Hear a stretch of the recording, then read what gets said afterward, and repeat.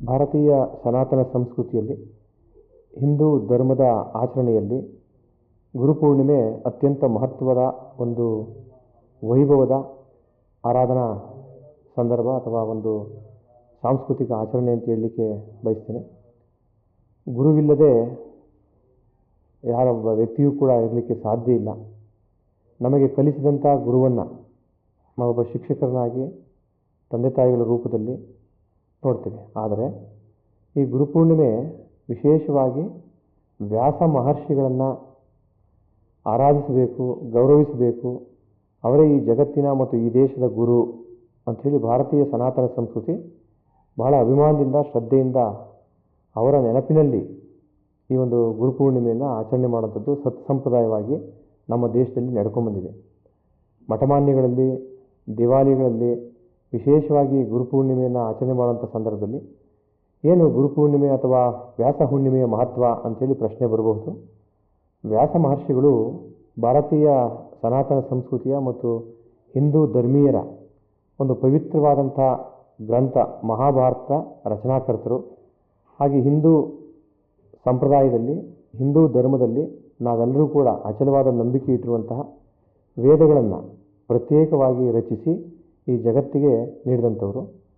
ವೇದಗಳು ಭಾರತೀಯ ಧರ್ಮದ ಸಾರಗಳಾಗಿ ಭಾಳಷ್ಟು ವಿಶೇಷವಾದಂಥ ಜೀವನ ಮೌಲ್ಯಗಳನ್ನು ಜನಸಾಮಾನ್ಯರಿಗೆ ಉಪದೇಶಿಸುವಂತಹ, ತಿಳಿಸುವಂತಹ ಒಂದು ಆದರ್ಶಮಯ ಸಂಹಿತೆಗಳಾಗಿ ರೂಪುಗೊಂಡಿರೋದ್ರಿಂದ ಏನು ನಾವು ಭಾರತೀಯ ಸಂಸ್ಕೃತಿಯನ್ನು ನಂಬಿರುವಂತಹ, ಆರಾಧಿಸುವಂತಹ ಜನಸಮುದಾಯ ಇದೆ, ಅವರೆಲ್ಲರೂ ಕೂಡ ವೇದಗಳು, ಉಪನಿಷತ್ತುಗಳು, ಮಹಾಭಾರತ, ರಾಮಾಯಣ ಹೀಗೆ ಎಲ್ಲ ದರ್ಶನ ಗ್ರಂಥಗಳನ್ನು, ಧರ್ಮ ಗ್ರಂಥಗಳನ್ನು ನಾವು ಆರಾಧಿಸ್ತೇವೆ ಮತ್ತು ಅದರ ಬಗ್ಗೆ ತಿಳ್ಕೊಳ್ಳಿಕ್ಕೆ ಇಷ್ಟಪಡ್ತೇವೆ. ಇವುಗಳೆಲ್ಲವಕ್ಕೂ ಅನೇಕ ಋಷಿಮುನಿಗಳು ಭಾಳಷ್ಟು ಶ್ರೇಷ್ಠ ಸಾಧನೆಯನ್ನು ಮಾಡಿ, ತಪಸ್ಸನ್ನು ಮಾಡಿ ರಚಿಸಿ ನಮಗೆ ಕೊಟ್ಟು ಹೋಗಿದ್ದಾರೆ. ಆ ಎಲ್ಲ ಋಷಿಮುನಿಗಳಲ್ಲಿ ಅತ್ಯಂತ ಶ್ರೇಷ್ಠರಾದಂಥವರು, ಮೊದಲಿಗರಾದಂಥವರು, ಅದ್ವಿತೀಯ ವ್ಯಕ್ತಿತ್ವದ ವ್ಯಾಸ ಮಹರ್ಷಿಗಳು ಇವತ್ತಿಗೂ ಕೂಡ ಸೂರ್ಯ ಚಂದ್ರರು ಇರುವ ತನಕ ನಮ್ಮೆಲ್ಲರ ಗುರುವಾಗಿ ಕಾಣ್ತಾರೆ. ಆ ಗುರು ಎಲ್ಲ ಗುರುಗಳಿಗೆ ಗುರುವಾಗಿ ಕಾಣುವಂಥ ಒಂದು ಸಂದರ್ಭದಲ್ಲಿ ವ್ಯಾಸ ಪೂರ್ಣಿಮೆ ಅಥವಾ ಹುಣ್ಣಿಮೆ ವಿಶೇಷತೆಯನ್ನು ಪಡ್ಕೊಳುತ್ತೆ.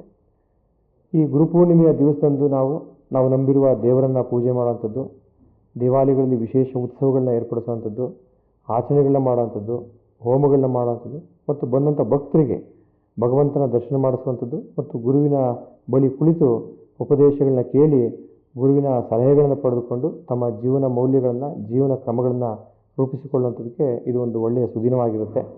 ಇಡೀ ದೇಶಾದ್ಯಂತ ಮತ್ತು ರಾಜ್ಯಾದ್ಯಂತ ವ್ಯಾಸ ಪೂರ್ಣಿಮೆಯನ್ನು ಅಥವಾ ಗುರುಪೂರ್ಣಿಮೆಯನ್ನು ವಿಶೇಷವಾಗಿ ನಾವು ಆಚರಣೆ ಮಾಡ್ತೇವೆ. ಈ ಆಚರಣೆಯ ಸಂದರ್ಭದಲ್ಲಿ ಎಲ್ಲ ಜನಸಾಮಾನ್ಯರು ಭಾರತೀಯ ಧರ್ಮದ ವಿಶೇಷವಾಗಿ ಆಧ್ಯಾತ್ಮಿಕ ಜೀವನ ಕ್ರಮಗಳನ್ನು ಅನುಸರಿಸುವಂತಹ, ಜೀವನ ಮೌಲ್ಯಗಳನ್ನು ವೃದ್ಧಿಸಿಕೊಳ್ಳುವಂತಹ, ಯಾವುದೇ ದುಃಖದಲ್ಲಿರುವಂತಹ ಜನಸಮುದಾಯಕ್ಕೆ ಬೇಕಾದಂಥ ಒಂದು ಸಾಂತ್ವನವನ್ನು ಗುರುವಿನ ಮೂಲಕ ಕೊಡಿಸುವಂಥದ್ದು. ನಾವು ಹೇಳ್ತೀವಿ ಎಲ್ಲರೂ ಹಿಂದೂ ಸಮಾಜದಲ್ಲಿ, ಹಿಂದೆ ಗುರುವಿದ್ದ, ಮುಂದೆ ಗುರಿ ಇತ್ತು, ಸಾಗುತ್ತಿತ್ತು ರಣ ಧೀರರ ಒಂದು ದಂಡು ಅಂತೇಳಿ. ಆ ಒಂದು ಗುರುವಿನ ಗುಲಾಮನಾಗದ ತನಕ ದೊರೆಯದಣ್ಣ ಮುಕುತಿ ಅಂತ ಹೇಳ್ತಾರೆ. ಅಂದರೆ ಯಾವುದೇ ಒಬ್ಬ ವ್ಯಕ್ತಿ ತನ್ನ ಜೀವನವನ್ನು ಸಾರ್ಥಕ ಮಾಡಿಕೊಳ್ಳಿಕ್ಕೆ ಒಬ್ಬ ಗುರು ಬೇಕಾಗ್ತಾರೆ.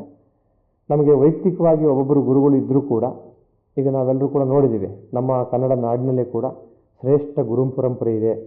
ಆ ಶ್ರೇಷ್ಠ ಗುರು ಪರಂಪರೆಯಲ್ಲಿ ವಿಶೇಷವಾಗಿ ಸಿದ್ಧಗಂಗಾ ಮಠದ ಮಹಾಗುರುಗಳು, ಆದಿಚುಂಚನಗಿರಿ ಮಠದ ಮಹಾಗುರುಗಳಾದಂಥ ಪರಮಪೂಜ್ಯ ಡಾಕ್ಟರ್ ಬಾಲಗಂಗಾಧರನಾಥ ಮಹಾಸ್ವಾಮೀಜಿಯವರು, ಹಾಗೆ ನಮ್ಮ ಮಠದಲ್ಲಿ ಪರಮಪೂಜ್ಯ ಜಗದ್ಗುರು ಶ್ರೀ ಶ್ರೀ ಕುಮಾರಚಂದ್ರಶೇಖರನಾಥ ಮಹಾಸ್ವಾಮೀಜಿಯವರು, ಸಿದ್ಧಗಂಗಾ ಮಹಾಸ್ವಾಮಿಗಳು, ಸುತ್ತೂರು ಮಹಾಸ್ವಾಮಿಗಳು, ಹಾಗೆ ಈ ನಾಡಿನ ಸಾವಿರಾರು ಸ್ವಾಮೀಜಿಗಳು ಭಾರತೀಯ ಸನಾತನ ಸಂಸ್ಕೃತಿಯನ್ನು ರಕ್ಷಣೆ ಮಾಡೋದ್ರ ಮೂಲಕ ಭಾರತೀಯರನ್ನು ಉದ್ಧಾರ ಮಾಡುವ ಒಂದು ಗುರುಸ್ಥಾನವನ್ನು ಹೊಂದಿದ್ದು, ಭಾರತೀಯರಲ್ಲಿ ಜೀವನ ಮೌಲ್ಯ, ನೈತಿಕ ಮೌಲ್ಯ, ಧಾರ್ಮಿಕ ಮೌಲ್ಯ, ಸಾಂಸ್ಕೃತಿಕ ಮೌಲ್ಯಗಳನ್ನು ವೃದ್ಧಿಸಿ ಆಧ್ಯಾತ್ಮದ ಕಡೆ ಎಳೆದು ಅವರ ಜೀವನ ಸಾಕ್ಷಾತ್ಕಾರಕ್ಕೆ ನೆರವಾಗ್ತಾ ಇದ್ದಾರೆ ಮತ್ತು ಆಶೀರ್ವಾದವನ್ನು ಮಾಡ್ತಾ ಇದ್ದಾರೆ. ಆ ಎಲ್ಲ ಗುರುಗಳನ್ನು ಸಂಸ್ಮರಣೆ ಮಾಡಿ ವ್ಯಾಸ ಮುನಿಗಳನ್ನು ನಮ್ಮೆಲ್ಲರ ಶ್ರೇಷ್ಠ ಅದ್ವಿತೀಯ ಗುರುವಾಗಿ ಪೂಜಿಸುವ ಒಂದು ದಿನ ಈ ಗುರುಪೂರ್ಣಿಮೆ, ವ್ಯಾಸ ಪೂರ್ಣಿಮೆ ಅಥವಾ ಹುಣ್ಣಿಮೆ ಅಂತೇಳಿ ಕರಿತೀವಿ.